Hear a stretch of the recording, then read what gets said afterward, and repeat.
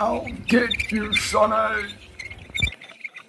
Hey guys, welcome to my it's the fourth episode, my weekly episode of just Chinwag about computers, technology, where it's going, where has it been, where have I been. And today's episode is about um, I'm going to show my age here, is where I started my computer games, or my computer career, or computer lifestyle, or anything with computers. Um, Hence my handle FPS Zimmer, first person shooter Zimmer. Obviously a Zimmer frame, a Zimmer is a Zimmer frame. Is somebody that is old that requires a walking structure to walk with. Um, and I am a lot older than a lot of the computer gamers out there. And just to prove that age is not a big thing when it comes to computer games, it's as long as you have the passion for it and understanding and willing to have fun. A lot of these have changed to um, console players because it's easy to install. You don't need to understand much. You don't have to do much. You just plug it in and off you go. But it is, how can I say, it comes a long way. It comes a long way. I mean, considering that my first computer was an Atari. You can see it over here. It's an Atari, and that's like your PlayStations you have today. That's the introduction of PlayStation or the introduction of gaming. And after that was the ZX Spectrum, also over there, ZX Spectrum. Um, that was it worked on tapes, and you had to put a tape in the tape drive, and then you no, no, the ZX Spectrum. Sorry, ZX Spectrum. I have to remember. It's just a single console, and you actually have to type in your code, lines and lines and lines of code to get your game right, and then you can get to play your game. Then there's the Commodore 64. Sorry, that Commodore 64 is this one over here, and that comes with a tape drive. You put the tape in, and you have to fast forward rewind to the game you want, like Frogget and stuff like that. It was a game that we played. And yeah, you just could play in that. You spend hours and hours and hours on that. Those are the three I started off with as a kid, and I mean like the Atari. I've still got it. Funny enough, it's in my garage. I don't know if it's worth anything, but I've still got it. The mice have eaten all the cables. I hope I can fix that. And then shortly after that, I think I was in standard three. My dad got his first. Standard three, yeah, standard three. My dad got his first IBM. It's called the IBM 64 or IBM 64 KB. It had, I think, 60, 640 KB RAM or something, or 64 KB RAM. That thing is ridiculous. No Windows. This is all pre-Windows. It's all DOS. That's why I had to learn to write in DOS. I had to learn how to do a lot of things on the computer. And then computers start coming out with like games like Leisure Suit Larry 1. We actually had to type in your command, walk across streets. There was no mouse support. You have to type in, speak to bouncer, type in this, type in that. That's how I had to learn how to spell magazines, and funny enough, prophylactic. Out of all the things in the world, I learned to spell prophylactic on a computer game. And then I played games. Yeah, so it's Leisure Larry, and then I played King's Quest, Police Quest, and Space Quest. Um, those games also very similar. Okay, look, I don't have a color screen. I had a monochrome screen, so it's either orange or green. My mine was orange, and you came with a box of floppies, not stiffies, floppies. There's a whole box of them, and it's numbered 1 to 10 or 1 to 20, and it'll tell you while you're playing the game, please put in disk so and so, and then you put in the disk so and so, then you hear, and then you actually take it out, blow on that floppy, put it back in again because it wobbles, and you put it back in again, and then you would hope it worked. Windows later came on floppies as well, and you had to like blow on it, put it in. After floppies came stiffies. Stiffies was a little bit smaller. Now floppies was a big thing, like this big, and stiffies were smaller. It's, I don't know. Most of you know what stiffy disks are. But yeah, they're smaller. They had a metal thing is sliding in and out, and also you had to clean it, and it had a little bit more memory. I think 1.44 megabytes of data was on there. 1.44 megabytes of data. And then, yeah, so that's how we started. I remember playing. Blade Runner, the first one, on 20 discs. 20 discs, keep popping it in and out, in and out, in and out. No, not on discs, CDs. It wasn't DVDs yet, it was CDs. Back in 1999, Blade Runner came on CDs, and they had 20 CDs. I think 20 or 10 CDs, put it in and out the whole time. That's before DVD came a thing. In 1999, Blu-ray, or not Blu-ray, DVD came out, but it was a double-sided. It wasn't like as big as it was. So movies came out in DVD, and you actually had to watch the movie and tell you to flip it over, and you flip it over, and then you watch the second part of the movie.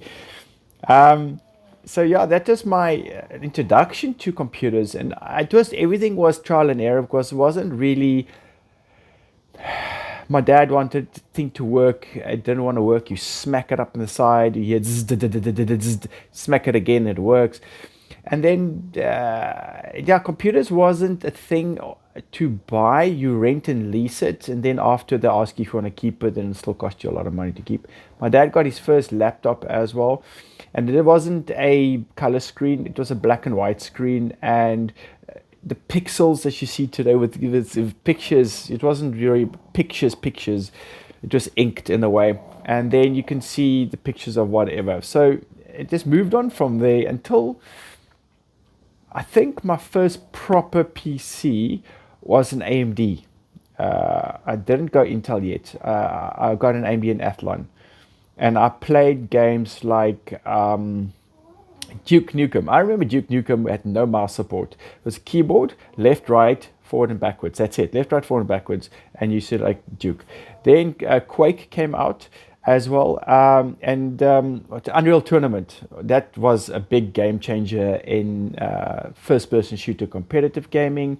Yeah, so if you guys ever want to get, that's why there's Quake Arena competitions, because it was basic games. It can run on your phone. It can run anything you want. FPS gaming started there, and then Quake Arena went into Quake. Unreal Tournament kind of fell away, and slowly but surely computer games evolved to what we sort of have today. Call of Duty franchise, I remember, was terrible, blocky characters, to what we have now, to realism computer games. Yes, so my computer history is roughly 40 years and going, because I think my first computer was 7 years old, or I started doing that at 7 years old. So 6 years, yeah, so it's just 40 years and going. I've been in the computer industry. Just think about it this way. I was born when Bill Gates and Steve Jobs started. Well, I was a couple of years old already when Steve Gates, if they had children, Bill Gates and Steve Jobs started Apple and Microsoft. So I was born in the era of computers being conceptualized and calculators. I mean, I had a calculator watch, which is a big thing. I mean, there was no thing a smartwatch, smartphones or whatever. I had a watch that had a calculator on it. That was the biggest thing to have, is a watch that had a calculator on it. And then your media, data pads came out with, you could put your telephone numbers in, and it only can handle so many things. And the cell phones came out where your SIM card can only handle so many telephone numbers. So yeah, what you guys have today with your smartphones, let's put it as a comparison. Your smartphone now has more computing power than the first 2 space shuttles sent to the moon. And what do you do with your phone? You play games on it and you watch kitty videos. That's it. I mean, that is such a underwhelming technology. People don't understand. I mean, the pricing of phones now, like saying 25,000 Rand and up. The new Samsung Folds are 50,000 Rand. You have quad-core, 8-core CPUs, quad-core graphics cards. It's the most underused technology that anybody will have. I mean, so much computing power in your one hand. It's unbelievable. So from days that I come from having like next to nothing to what we have today, I kind of appreciate what I have today, regardless of the headaches we might get with CPUs and RAM errors and things like that, and SSDs. What the hell was that? Flash drives. I mean, I remember I bought my first flash drive. I actually bought for my wife now, she was my girlfriend then, as an anniversary gift. And it was 128 megabyte flash drive, 128 megabyte flash drive, cost me 445 Rand. 128 megabytes. Gigs, there was no such thing as gigs yet. I remember the first gig hard drive dropped. 1 gig hard drive. I installed every single game I could find under the sun. And there's still so much space left. So yeah, what you guys have today with games going over 250 gigs was unheard of back in the day. With dial-up and ADS, not even ADSL, as IDSN telephone lines, and dude, the games were ridiculous. I mean, they were so small compared to now. I mean, I installed the first Diablo 1 game that came out in 1998, 1999. I installed it into my computer. It's still 800 by 640 pixels, and it's a 600 meg disc CD. Okay, I put it in, and before I even knew it was installed, and the computer wouldn't run it because it's just so simple. There's too much computing power for the game to run. So yeah, that's my day. My 40 years of growth of computing, and so yeah, you guys must.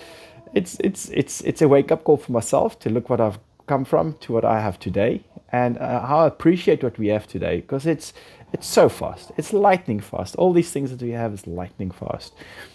Before in the day, you wait for something to happen. You can just wait, go make coffee, have breakfast, go out, and even half the picture has been downloaded.